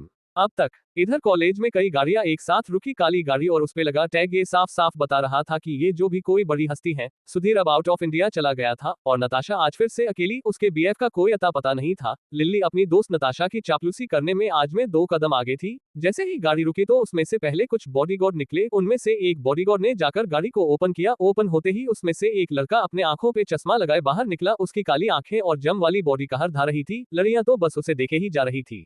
अब आगे सानाया और उसकी तीनों सहेलियां जैसे ही घर पहुंची तो उन सब ने देखा कि ड्राइवर अपना सर नीचे किए खड़ा था और उसे किसी से डांट पड़ रही थी। डांटने वाला और कोई नहीं, सानाया के पिता अधिराज गिल, जो गिल.in टेक्सटाइल के ओनर और सीईओ हैं। अधिराज के सामने ड्राइवर बेचारा अपनी सफाई देते देते थक गया था, लेकिन उसका कोई असर अधिराज पे नहीं पड़ा था और ये सब देख सानाया और उसकी सहेलियां सहम गई थी। सानाया मन में ही बोली, अब क्या करेगी सानाया, कुछ सोच, नहीं तो डैड आज बहुत गुस्से में है, मुझे तो मार ही डालेंगे। सानाया के पैर कांप रहे थे डर से। उसकी सहेलियां तो पतली गली से निकलने वाली थी, लेकिन वे तीनों भागती उससे पहले ही सानाया ने उन्हें पकड़ते हुए बोली, मुझे फंसा कर कहाँ चली तुम तीनों, मैं अकेले डांट नहीं खाने वाली। उसके शब्दों को बीच में ही काटते हुए बोली, सानाया वो तेरे डैड हैं तो भला हम क्यों डांट सुने, तू सब संभाल लेना ना। सालू ये बोल भागने को हुई थी, लेकिन उसे सानाया ने जल्दी से पकड़ लिया था। सालू खुद को छुड़ाते हुए बोलने लगी, मुझे छोड़ दे सानाया, तुझे अपने क्रश की कसम, हमें जाने दे इससे पहले कि तेरे डैड हमें देख ना ले। सालू इतना बोली ही थी कि तभी एक भारी भरकम आवाज आई, मैंने देख लिया तुम छड़ों की करतूतें और सब सुन भी लिया। जब चारों ने ये आवाज सुनी तो चारों के होश उड़ गए थे। अधिराज कब से चारों की आपस में लड़ाई और बकबक सुन रहे थे। चारों डरते हुए अब वो भी ड्राइवर के बगल में आकर खड़ी हो गई थी। चारों ने अपना सर झुका रखा था और मन ही मन बोल रही थी, हे बागवान बचा लेना हमें, अगले मंगलवार आपको पूरे 1001 रुपए की लड्डू चढ़ाऊंगी। कॉलेज के कैंपस में अपने आंखों पे चश्मा लगाए बड़े ही एटीट्यूड में खड़ा था। उसके चेहरे पे पैसों का घमंड साफ साफ दिख रहा था। उसके पीछे 4-5 बॉडीगार्ड्स खड़े थे। ये है रमन त्यागी, इनका भी नया एडमिशन था रॉकी के कॉलेज में। लायंस ग्रुप ऑफ इंपोर्ट और एक्सपोर्ट के मालिक का बेटा। अगर शॉर्ट फॉर्म मर बताओ तो ये भी अपने बाप के जैसे ही घमंडी है, जिससे पैसों के अलावा और कुछ नहीं दिखता है। कॉलेज कैंपस में शो ऑफ करना था ताकि सबको उसके अपने रुतबे के बारे में पता चल जाए। रॉकी और उसके दोस्त भी अब कॉलेज के लिए निकल गए थे। अभी कुछ समय लगने वाला था कॉलेज पहुंचने में, तभी राहुल को कुछ याद आया और वह रॉकी और रोहित, प्रीतम को बताने लगा, अरे यार तुम सब भूल गए थे क्या, कॉलेज में आज फुटबॉल का टेस्ट होने वाला है। कुछ ही दिनों में हमारे एरिवल कॉलेज से मैच होने वाला है और हमारे कॉलेज के ट्रेनर को एक टीम की जरूरत है, तो उन्होंने ने कॉलेज के कैंपस में सुबह ही बुलाया था। राहुल के बातों में हाँ मिलते हुए प्रीतम बोला, हाँ यार ये तो हम भूल ही गए थे। कुछ ही दिनों में कई कॉलेजेस आपस में फुटबॉल का मैच रखने वाली थी और यह हर साल किया जाता है। चारों बातें करते करते कब कॉलेज पहुंच गए उन्हें पता ही नहीं चला। इधर कॉलेज के कैंपस में कई सारे बच्चे फुटबॉल मैच में पार्टिसिपेट करने के लिए तैयार थे। ट्रेनर ने देखा कि अब टाइम होने लगा है तो अब वे आगे की प्रोसेस में लग गए थे। रॉकी और उसके दोस्त दौड़ते हुए आए थे और वो भी लाइन में जाकर खड़े हो गए थे। रॉकी जहां खड़ा था ठीक उसके बगल में ही रमन खड़ा था। रमन ने जब रॉकी को देखा तो उसने उसके मुंह पे ही उसका मजाक उड़ाते हुए बोला, so cheap poor guy. Raman को ऐसा बोलने में थोड़ा भी हिचकिचाहट नहीं हुई थी, लेकिन रमन रॉकी के सच से अनजान था। क्या होगा जब उसे रॉकी के सच का पता चलेगा। रॉकी ने रमन के बातों पे ध्यान नहीं दिया और सामने ट्रेनर को देखने लगा था। इधर ट्रेनर अब मैच के बारे में बोलना शुरू करते हैं। सब ध्यान सुनो, मैच आने ही वाला है और हमारे पास वक्त की कमी है और साथ ही हमें अच्छे और बेहतर टीम की जरूरत है। तो अगर आप लोगों का अपना कोई मसला या मैटर है तो उसे कैंपस से बाहर खाना है, वरना मैं थोड़ी भी देर नहीं करूंगा आप सबको कैंपस और मैच से बाहर निकालने में। सारे बच्चे ट्रेनर की बातें ध्यान से सुन रहे थे और सब समझ भी रहे थे। ट्रेनर आगे बोले, हमें जितना है तो मैं नहीं चाहता कि आप सब खुद की परेशानियों में उलझे रहे, क्योंकि सामने वाली टीम हमसे अच्छी होने वाली है। ये सारी बातें ट्रेनर सीरियस में होकर बोल रहे थे। थोड़ी देर में सबकी काउंटिंग हुई और 2 टीम बनाई गई, जिसमें एक टीम का नाम रखा गया लायंस टीम और दूसरे टीम का नाम टाइगर। लायंस टीम में रमन था तो वही उसके बिल्कुल अपोजिट वाले टीम यानी टाइगर में रॉकी, राहुल और प्रीतम दोनों रॉकी के ही टीम में थे। तो रोहित मैच से बाहर हो गया था और उसे सर्फिंग करने के लिए रखा गया था, यानी टीम में किसी भी चीज की जरूरत हो तो वहां पहुंचाना, और इसके लिए रोहित मान भी गया था। दोनों टीम आपस में लड़ने वाली थी और इसमें जो भी अच्छा करेगा उसे टीम के लिए चुन लिया जाएगा और जो सबसे ज्यादा गोल करेगा उसे कैप्टन बनाया जाएगा, जिसे पूरे टीम की भार संभालनी होगी, और जो सबसे खराब प्रदर्शन करेगा उसे बाहर का रास्ता। पहला मैच अगले दिन रखा गया क्योंकि सबको तैयारी करनी थी। ट्रेनर सिटी मरते हुए बोले, अब आज यही तक, कल सबको ग्राउंड में आना है, वो भी टाइम पर। जिसने लेट किया उसे ग्राउंड के 100 चक्कर लगाने होंगे। सारे बच्चे एक साथ हाँ बोलते हैं और अपने अपने क्लास में की और चल देते हैं। राहुल, रोहित और प्रीतम रॉकी से 2-4 कदम आगे थे। रॉकी भी उनके पीछे ही था कि तभी उसके पैर में किसी ने अपना दे मारा और रॉकी लड़खड़ाते हुए नीचे गिर गया। रॉकी के गिरते ही रमन अफसोस जताते हुए बोला, ओहो बच्चा तो गिर किया, तुझमें तो बिल्कुल जान नहीं है, कैसे खेलेगा तू मैच। कहीं फिर आगे चिढ़ाते हुए बोला, कहीं ऐसा ना हो कि तुम्हें कोई धक्का दे और तुम सीधे ऊपर। रमन के आंखों में रॉकी के लिए नफरत साफ साफ दिख रहा था। इधर रॉकी जब गिरा था तभी राहुल, रोहित और प्रीतम ने उसे देख लिया था और वे अपने रॉकी के हेल्प करने चले आए थे। रॉकी उठा और अपना कपड़ा झाड़ते हुए रमन को गुस्से में देखता है। रॉकी को घूरता देख रमन भी उसे गुस्से में घूरते हुए बोलता है, क्या है भी, मारेगा मुझे? इतना बोल रमन जबरदस्ती रॉकी को उकसाने लगा था। मारना क्या हुआ, फट गई तेरी। रमन को रॉकी को बुली करने में मजा आ रहा था। रॉकी को जब रमन ने देखा था तब उसे लगा था कि रॉकी को बुली करना आसान है क्योंकि रॉकी को देखने से ऐसा ही लग रहा था। पुराने कपड़े और पुराने जूते पहने रॉकी सीधा साधा किसी मिडिल क्लास घर से आया हुआ बच्चा दिख रहा था। तभी रॉकी गुस्से में बोला, देख लूंगा मैच में। रमन भी तैस में आते हुए बोला, ओहो तो तुझे खेलना भी आता है। फिर आगे रॉकी का मजाक उड़ाते हुए बोला, क्या कभी तूने फुटबॉल देखा भी है? इतना बोने के हंसने लगा था। इधर रॉकी को गुस्सा तो आ रहा था लेकिन वो शांत रहा क्योंकि उसे समुद्र कितना गहरा है उसने भाप लिया था। बचपन से रॉकी ऐसो से बुली होता आ रहा है। अगर रमन को रॉकी की सच्चाई का पता चल जाए तो मानो उसके पैरों तले से जमीन ही गायब हो जाए। बेशक रमन का बिजनेस बड़ा था लेकिन राम सिंघानिया के बिजनेस के कुछ भी नहीं। अगर राजा अपनी राजगद्दी छोड़ दे तो भी वह अपनी राजशाही नहीं छोड़ने वाला। एक राजा हमेशा राजा ही होता है। रमन खुद के सामने सबको छोटा समझता था लेकिन इस बार उसने गलती कर दी थी क्योंकि उसके सामने रॉकी खड़ा था और उसके सामने किसी की क्या औकात। रॉकी सामने से उसे घूरकर देखा और क्लास के लिए निकल गया था। रमन का भी आज पहला क्लास था और वो भी रॉकी के क्लास में ही। इधर लिल्ली नताशा के कान भरे जा रही थी। अरे यार नताशा, तुझे पता है हमारे कॉलेज में एक नया लड़का आया है और वह ना बिल्कुल हैंडसम है। फिर आगे मुस्कुराते हुए बोली, और वो ना लायंस ग्रुप ऑफ इंपोर्ट और एक्सपोर्ट के मालिक का बेटा है। अगर वह मेरा बीएफ बन जाए तो मेरे तो लॉटरी लग जाएगी। लिल्ली के आंखों में चमक थी रमन को पाने के लिए। इधर नताशा भी सोचने लगी थी, एक तो सुधीर को कोई अता पता है और मेरा कॉल भी नहीं उठा रहा है। नताशा को भी लिल्ली की बात सही लगी थी लेकिन लिल्ली के लिए नहीं बल्कि खुद के लिए क्या फर्क पड़ता है सुधीर आए या ना आए। वैसे भी उसका सोचना सही ही था। अब सुधीर कभी नहीं आने वाला था। नताशा ने सोचा क्यों ना इसे मैं ही अपना बीएफ बना लूं। वैसे भी नताशा लिल्ली से कहीं ज्यादा चालाक थी तो जाहिर था नताशा रमन को जरूर रिझाने की कोशिश करेगी। इधर रॉकी भी अपने डेस्क पे आकर बैठ गया था। जब रॉकी आया था तभी उसकी नजर नताशा पे गया था लेकिन वह उसे एक नजर देखकर ही रह गया था। असल में तो रॉकी को भी सुधीर के बारे में नहीं पता था तो उसे अभी भी नताशा सुधीर की जीएफ है ऐसा लग रहा था। उसके साथ ही प्रीतम, राहुल और रोहित बैठे हुए थे और उन्होंने भी रॉकी को नोटिस कर लिया था। तभी प्रोफेसर आ गए थे और क्लास की पहली लेक्चर स्टार्ट हो गया था। सानाया का घर गिल्लराज हाउस में।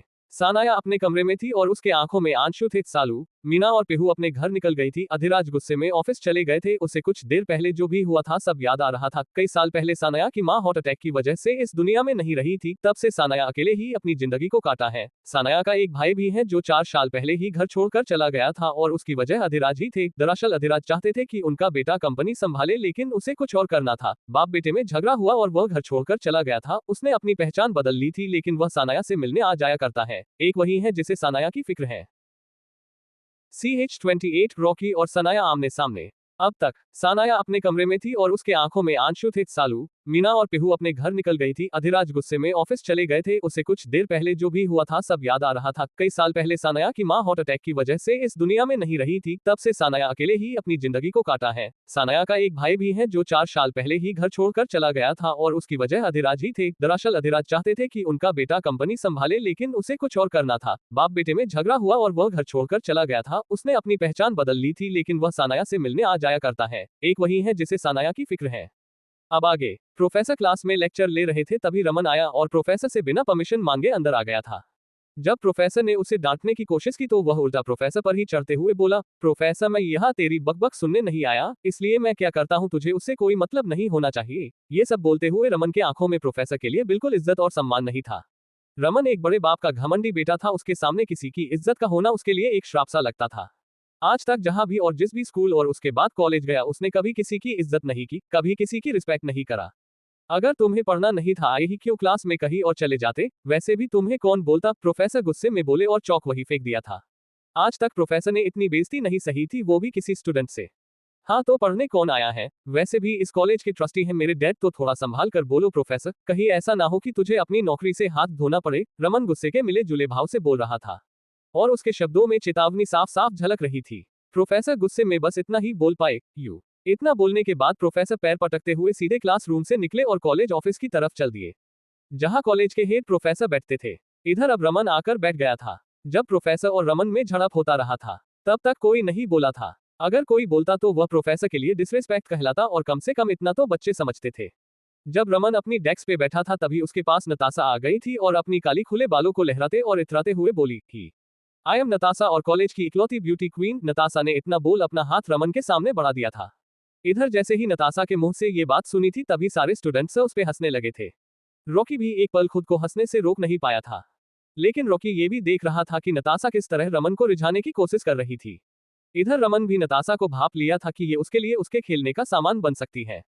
जब मन करे तो खेल लो और फिर जब मन भर जाए तो फेंक दो। रमन बोला, मैं Raman, Lions group of import और एक्सपोर्ट का होने वाला मालिक ओनर हूँ। इतना बोलने के बाद रमन नताशा का हाथ पकड़कर उसे अपने पास बैठा लिया था। फिर उसके बाद उसने उसके कंधे पे हाथ रख दिया था, लेकिन नताशा ने कोई झिझक नहीं दिखाई। ऐसा लग रहा था कि नताशा यही चाह रही हो और उसके साथ वैसा ही हो रहा है। इधर रॉकी ने जब ये देखा तो उसके दिल में एक टिक सी थी और उसके पैर ठंडे होने लगे। आज भी दिल के किसी कोने में नताशा के लिए जगह था, लेकिन आज ये देखने के बाद अब वो भी नहीं रहा था। रॉकी की आंखें पनीली हो उठी थी जिसे रोहित ने देख लिया था, लेकिन वह इस वक्त कर ही क्या सकता था। इधर आपस में गॉसिप होने लगी। अरे यार, देखा तूने नताशा को, कितनी चालाक है यार। हाँ भाई, पहले रॉकी फिर सुधीर और अब जब उससे भी बड़ी मछली दिखी तो उधर लपक रही है। हाँ भाई, इससे तो यही उम्मीद कर सकते हैं। अरे यार, तूने देखा है ना, धोबी का कुत्ता ना घर के और ना घाट के, सो चिलकर और आगे आगे देखते हैं होता है क्या। उद्धरण चिन्ह। सबको नताशा की चालाकी के बारे में पता था। अगर उसे अपना काम निकालना हो तो वह अपनी सगी को भी धोखा दे दे। लेकिन कोई और था जो उस पे गुस्सा हो रहा था। ये और कोई नहीं, लीली थी जो नताशा को कब से ये सारी नौटंकी करते देख रही थी। थोड़ी देर में क्लास की बेल बजी तो सब कैंटीन के लिए निकल गए थे। रॉकी भी निकल गया था, अब वह ये सब और नहीं देखना चाहता था। रॉकी साथ साथ ही रोहित, राहुल और प्रीतम भी चल दिए थे। दोस्तों में यही तो होता है, खुशी हो या गम साथ मिलकर बांटेंगे, तभी तो दोस्त कहलाएंगे, वरना दोस्त काहे का। रॉकी जब बाहर निकला था तो वह कैंटीन ना जाकर कॉलेज के मेन गेट की तरफ जाने लगा था। अरे यार, कहाँ जा रहा है, चलना कैंटीन नहीं चलना, क्या तुझे भूख नहीं लगी। ये प्रीतम था जो रॉकी को जाते हुए टोक दिया था। दरअसल सब क्लास खत्म हो जाने के बाद कैंटीन चले जाते हैं खाना खाने के लिए, और साथ ही वह कॉलेज के लड़कों के लिए गॉसिप का अड्डा भी बन जाता था। रॉकी को कैंटीन जाने का बिल्कुल मन नहीं था, वह अभी अकेला रहना चाहता था।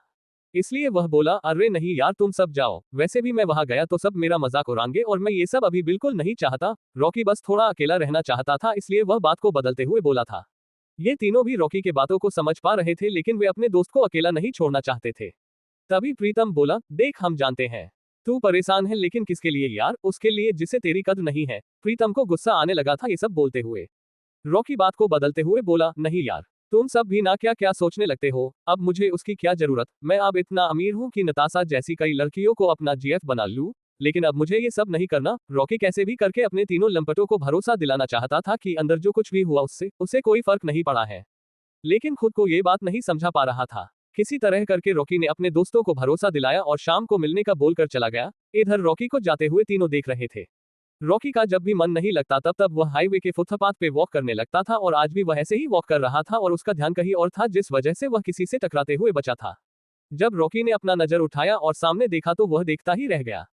सामने कोई और नहीं, सनाया खड़ी थी। सनाया उसे अपनी बड़ी बड़ी आंखों से देखे जा रही थी और बोली, रॉकी आप, क्या आपको मैं ही मिलती हूँ टकराने के लिए। सनाया ने ये बात जोश में आकर कही थी, लेकिन दूसरे ही पल वो रुक सी गई और रॉकी के आंखों में देखने लगी। उसे रॉकी की आंखों में वो दर्द दिखा जिससे वह भी कहीं ना कहीं जूझ रही थी। कोई अपना जो खास हो और एक ही पल वो बदल जाए। रॉकी जल्दी से सनाया से माफी मांगते हुए बोला, सॉरी, मेरा ध्यान कहीं और था इसलिए मैं सामने देख नहीं पाया। रॉकी ये सब मायूस होते हुए बोला था।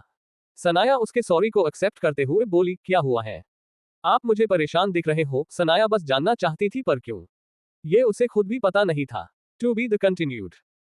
CH29 मिलने का इन्विटेशन। अब तक उसे रॉकी की आंखों में वो दर्द दिखा जिससे वह भी कहीं ना कहीं जूझ रही थी। कोई अपना जो खास हो और एक ही पल वो बदल जाए। रॉकी जल्दी से सनाया से माफी मांगते हुए बोला, सॉरी, मेरा ध्यान कहीं और था इसलिए मैं सामने देख नहीं पाया। रॉकी ये सब मायूस होते हुए बोला था। सनाया उसके सॉरी को एक्सेप्ट करते हुए बोली, क्या हुआ है, आप मुझे परेशान दिख रहे हो। सनाया बस जानना चाहती थी, पर क्यों, ये उसे खुद भी पता नहीं था। अब आगे रॉकी वही बगल के वेरियर पे बैठ गया था। सनाया भी उसके बगल में बैठ गई थी। इस वक्त दोनों का चेहरा सामने था, जहां से पूल के नीचे से बह रहे पानियों की धार दिखाई दे रही थी। यह एक ऐसी जगह है जहां हर कोई अपनी खुशी बटोरने आता है, दो पल का सुकून ढूंढने आता है, और जब एक बार आए तो चेहरा खिल उठता है। सनाया रॉकी से बोली, क्या आपको किसी बात की चिंता है। सनाया रॉकी के चेहरे को देखते हुए बोली थी, जो किसी सूखे पेड़ के पत्ते जैसा मुरझाया हुआ था, और सनाया उसे हरा भरा करना चाहती थी। रॉकी एक शब्द में जवाब दिया, नहीं। रॉकी किसी अनजान से अपनी बात कैसे बताए, खुद का दुख किसी दूसरे को देना ये अच्छी बात नहीं है। सनाया बोली, सच में, लेकिन मुझे तो ऐसा नहीं दिख रहा है। सनाया रॉकी के चेहरे के हाव भाव को पहचानने की कोशिश कर रही थी। रॉकी दोबारा वही जवाब दिया, जिसे सुनकर सनाया चिढ़ गई और वह बोली, ठीक है, नहीं बताना है तो मत बताओ, वैसे भी मैं यहाँ खुद के लिए आई थी। सनाया का चेहरा लाल हुए जा रहा था। वह रॉकी के सामने से मुंह फेर कर जाने लगी। रॉकी उसे जाते हुए देखा तो उसे अच्छा नहीं लगा और वह दौड़कर कर उसके पास चला गया। अब दोनों फिर से फुटपाथ पे चलने लगे, लेकिन फर्क सिर्फ इतना था कि अब ये रास्ता सनाया के घर ले जाने वाला था।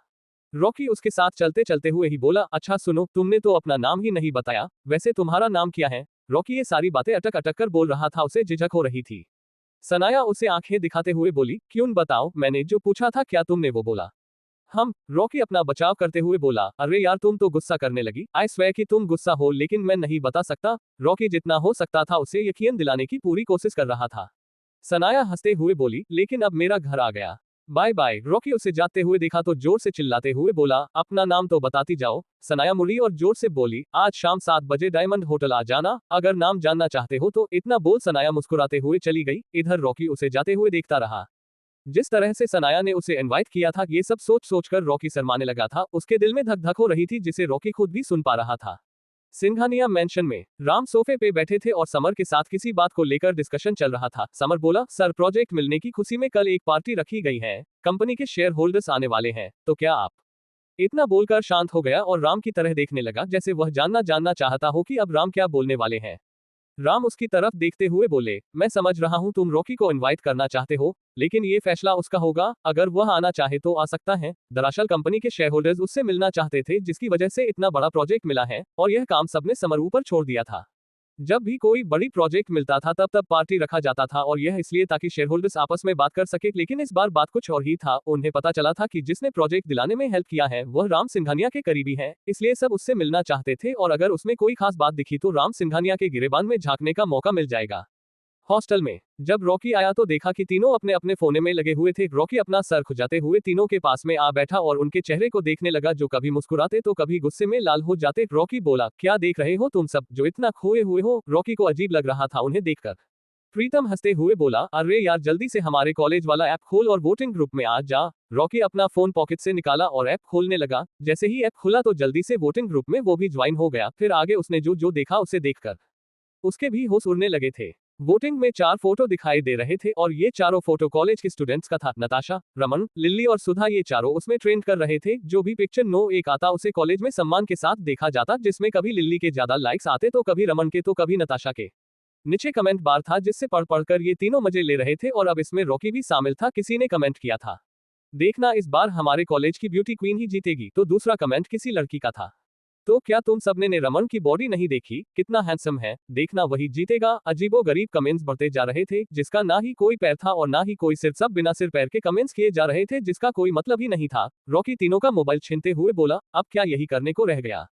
रॉकी को गुस्सा आ रहा था ये सब देखकर। प्रीतम अपना मोबाइल छीनते हुए बोला, मेरा मोबाइल दे अभी तू, मुझे विनर को देखना है। रॉकी गुस्से में बोला, नहीं दूंगा। तीनों एक साथ उसे पकड़ते हुए बोले, अरे यार क्यों हमारे काम में दखल दे रहा है? फिर अफसोस के साथ प्रीतम बोला, कितने कमेंट्स आ गए होंगे? उन्हें अपनी कमेंट्स की पड़ी थी और इधर रॉकी सोच रहा था कि उन्हें बता दे कि आज शाम आने में देर हो जाएगी।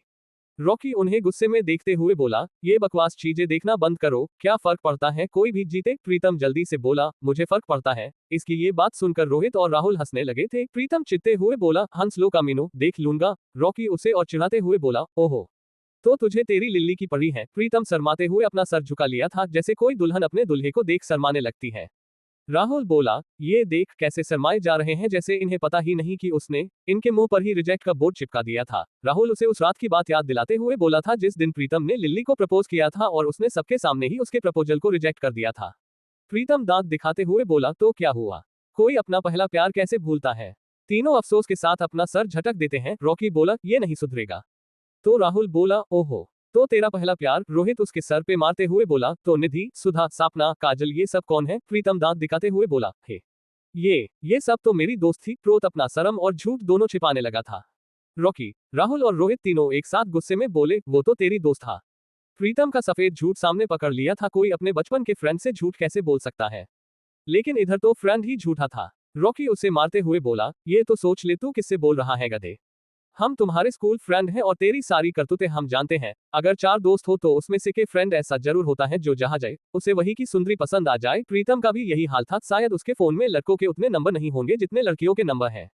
सपना लाओ, 0.1 तो सपना लाओ। 2 नंबर इतने की गिनती करनी पड़े। एक बार की बात थी जब प्रीतम ने सपना को कॉल करने बोला था, लेकिन राहुल ने सपना 0.2 पे कॉल मिला दिया था। वह नंबर किसी और सपना का था। उस दिन प्रीतम की ऐसी हालत हुई थी कि बेचारों को पूरा दिन सॉरी बोलना था। उस दिन के बाद से खुद ही कॉल करता है।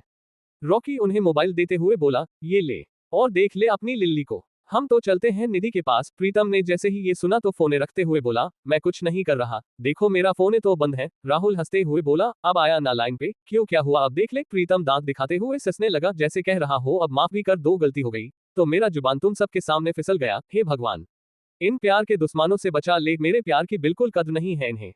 वैसे आप लोगों को क्या लगता है, ऐसा हर किसी के ग्रुप में एक ऐसा दोस्त होता है जिसके फोने में दोस्तों से ज्यादा लव वाले नंबर सेव होते हैं। वैसे मेरा एक दोस्त है जिसने मेरा नाम अपनी गर्लफ्रेंड के नाम से सेव रखा है, वो भी एक नहीं 4 अमित, 1 अमित, 2 अमित, 3 और अमित 0.4। एक दिन उसके बाप ने मुझे बहुत ज्यादा डांटा था कि तुम हर दिन मेरे बेटे से ही बातें करते रहते हो, और मैं अपना सर खुजा रहा था, मेरा मन ब्लैंक था, कुछ समझ नहीं आ रहा था। Tears of Joy, cold sweat smile. 4 अगर कोई पहचान गया तो। अब तक रॉकी उन्हें मोबाइल देते हुए बोला, अंडरस्को ये ले और देख ले अपनी लिल्ली को, हम तो चलते हैं निधि के पास। प्रीतम ने जैसे ही ये सुना तो फोन रखते हुए बोला, अंडरस्को मैं कुछ नहीं कर रहा, देखो मेरा फोन तो बंद है। राहुल हंसते हुए बोला, अंडरस्को अब आया ना लाइन पे, क्यों क्या हुआ अब देख ले। प्रीतम दांत दिखाते हुए हंसने लगा, जैसे कह रहा हो अब माफ भी कर दो, गलती हो गई तो मेरा जुबान तुम सबके सामने फिसल गया। हे भगवान, इन प्यार के दुश्मनों से बचा ले, मेरे प्यार की बिल्कुल कद्र नहीं है इन्हें। अब आगे टाइम निकलता जा रहा था, कुछ ही देर में शाम होने को थी। रॉकी बोला, अंडरस्को मैं लेट हो जाऊंगा, इसलिए तुम सब खाना खा लेना। इतना बोल रॉकी उठा और आईने के सामने अपने बालों को ठीक करने लगा। ये बात चौंकाने वाली थी कि रॉकी बाहर खाने के लिए जा रहा है, लेकिन उन्हें ये पता था कि रॉकी कौन है, इसलिए उन लोगों ने ज्यादा सवाल नहीं किया और रॉकी को जाने दिया। इधर रॉकी ने भी एक गहरी सांस भर ली थी और टैक्सी लेकर सीधे पहले फ्लावर शॉप पे चला गया था। ऐसे थोड़े ना होता है कि किसी ने इनवाइट किया और आप खाली हाथ चले जाओ। रॉकी लाल गुलाबों से भरा एक बुके लिया और फिर डायमंड होटल के लिए निकल गया। अभी कुछ टाइम लगने वाला था होटल पहुंचने में, तभी रॉकी का फोन रिंग करने लगा था। जब रॉकी निकल फोन देखा तो उसपे समर लिखा हुआ आ रहा था। रॉकी ने फोन उठा तो उधर से आवाज आए, अंडरस्को वार्तालाप, हेलो रॉकी बाबा, उद्धरण चिन्ह जी में रॉकी बोला रहा हूँ। समर हिचकते हुए, रॉकी बाबा कल रात हमारे कंपनी की एक छोटी सी गेट टुगेदर पार्टी है तो आपको आना। रॉकी सोचते हुए, लेकिन मेरी पहचान का क्या होगा, अगर कोई पहचान गया तो। हम उद्धरण चिन्ह कोई नहीं पहचानेगा, उसकी चिंता आप मुझ पे छोड़ दीजिए। रॉकी हंसते हुए बोला, उद्धरण चिन्ह तो ठीक है, कल कहाँ आना है आप मुझे मैसेज कर दीजिएगा। इसके आगे रॉकी कुछ नहीं बोला और मुस्कुराकर फोन रख दिया था। इधर समर ने अपने सीने पे हाथ रखी और गहरी सांस लेकर बोला, अंडरस्को अगर बॉस नहीं मानते तो कितने पापड़ बेलने पड़ते, लेकिन चलो अच्छा है आखिर में बॉस ने हाँ कर ही दी। समर खुश था कि उसने रॉकी को मना लिया था, लेकिन दूसरे ही पल उसकी खुशी गायब हो गई थी, ये सोचकर कि अब रॉकी को कैसे पार्टी में इंट्रोड्यूस करेगा। Diamond hotel. रॉकी गाड़ी से बाहर निकला और टैक्सी के पैसे दिए। उसके बाद वह बाहर ही इंतजार करने लगा। अभी भी कुछ मिनट होने वाले थे 7 बजने में, इसलिए रॉकी ने बाहर ही सनाया का वेट करना सही समझा। थोड़ी ही देर हुई थी कि तभी सनाया वहां आ गई। सनाया ने ब्लैक कलर की आउटफिट में थी। रात की चांदनी में उसका चेहरा जैसे चमक रहा था और उसपे हाथों पे बने तिल कहर ढाने का काम कर रहा था। इधर रॉकी ने जैसे सनाया को देखा तो उसके चेहरे पे स्माइल आ गई थी। सनाया रॉकी के पास आए और उसे ऊपर से नीचे तक देखा तो जब रॉकी ने सनाया को खुद ऊपर घूरता पाया तो वह झिझक गया, लेकिन अगले ही पल उसकी झिझक दूर भी हो गई थी। सनाया मुस्कुराते हुए बोली, अच्छे दिख रहे हो। सनाया के मुस्कुराहट में कोई दूसरा इंटेंशन नहीं था। दरअसल रॉकी ने सिर्फ बाल ही ठीक किए थे, बाकी सब वैसा का वैसा ही था। पुराने शर्ट और पुराने जूते, बस पैंट नया था, और वो इसलिए कि जब सुधीर से लड़ाई हुई थी तभी उसका पैंट फट गया था, जिसकी वजह से उसे नया पैंट लेना पड़ा था। सनाया आगे चलते हुए गेट के अंदर जाने वाली थी कि तभी गार्ड ने उन्हें रोक दिया। उसके बाद रॉकी को घूरकर देखने लगा, फिर मुस्कुराते हुए सनाया से बोला, माम आई सॉरी, लेकिन आप अपने ड्राइवर को साथ नहीं ले जा सकती। ये गार्ड था जो रॉकी को कब से घूरे जा रहा था। जब उसने रॉकी को सनाया के साथ देखा था तब उसे जलन सी हुई थी और उसने अपनी चाल चलते हुए रॉकी को नीचा दिखाने की पूरी कोशिश करने लगा। माम, ये शहर का सबसे बड़ा होटल है और यहाँ सिर्फ वीआईपी का आना ही होता है। ये बात सच तो थी कि डायमंड होटल सिर्फ वीआईपी के आने का ठिकाना था, लेकिन उसे क्या पता था कि रॉकी भी वीआईपी ही है। सनाया ये सब सुन के आग बबूला हो गई। उसे यकीन नहीं हो रहा था कि इतना बड़ा होटल और उसके स्टाफ की सोच इतनी छोटी। सनाया गुस्से में बोली, आपके कहने का मतलब क्या है कि रॉकी का कोई स्टैंडर्ड नहीं है? इसके लिए आपको भारी कीमत चुकानी पड़ेगी। मैं अभी आपके मैनेजर से शिकायत करती हूँ। गार्ड को लगा कि सनाया उससे मजाक कर रही है, इसलिए गार्ड आगे बोला, बेशक आप शिकायत कर सकती हैं, लेकिन उससे कोई फायदा नहीं होने, क्योंकि मैनेजर ने हाँ बड़ी ही मुझे किसी फतीचे को ना घुसने देने से बोला है और मैं अपने मैनेजर की बात को नहीं काट सकता, तो प्लीज आप अकेले ही अंदर जाए। ये सब बकवास सुनकर सनाया की भौहें टन गई और उसके चेहरे पे गुस्सा और ज्यादा बढ़ने लगी थी। इधर रॉकी कब से सनाया को खुद के लिए लड़ता देख जैसे उसे सुकून मिल रहा था और वह उसी में खोया हुआ था। उसे वे सारी बातें याद आ रही थी कि किस तरह जब नताशा और वह रेस्टोरेंट आए थे और पैसे ना होने की वजह से उसे बर्तन मांजना पड़ा था, और किस तरह नताशा उसे अकेला छोड़ चली गई थी। ये सब सोच सोचकर उसका दिल बैठने लगा था। इधर गार्ड मानने को तैयार नहीं था और रॉकी ने कई बार सनाया को कहा कि हम कहीं और चलते हैं, लेकिन सनाया थी कि मानने को तैयार नहीं थी कि तभी उसके कानों में एक लड़की की आवाज आई, एंड्रेस को। रॉकी तुम यहाँ क्या कर रहे हो? रॉकी ने जैसे ये आवाज सुनी थी तो पीछे मुड़कर देखा तो सामने नताशा खड़ी थी और उसके साथ ही रमन त्यागी भी खड़ा था। ये सब देख रॉकी चौंक गया था। एक ही पल में उसके साथ क्या क्या होने लगा था। इधर जब सनाया ने जब रॉकी को किसी से बातें करता देखा तो वह उसके पास चली आई थी। जैसे ही सनाया रॉकी के पास आई तो रमन की नजर सनाया पे जा टिकी और वह उसे देखता ही रह गया। उसने मन ही मन कहा, ब्यूटीफुल, क्या खूबसूरती है यार।